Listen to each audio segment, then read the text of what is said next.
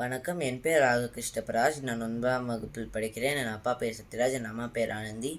Course 4 wealth management chapter 4. இப்போ நான் அதுலேருந்து ஒரு குரலை நான் பாட்டாக பாட போகிறேன்.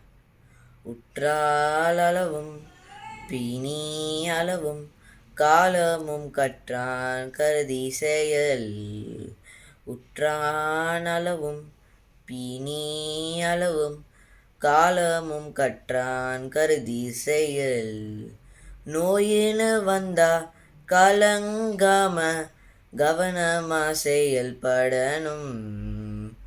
நோயின்னு வந்தா கலங்காம கவனமா செயல்படணும்.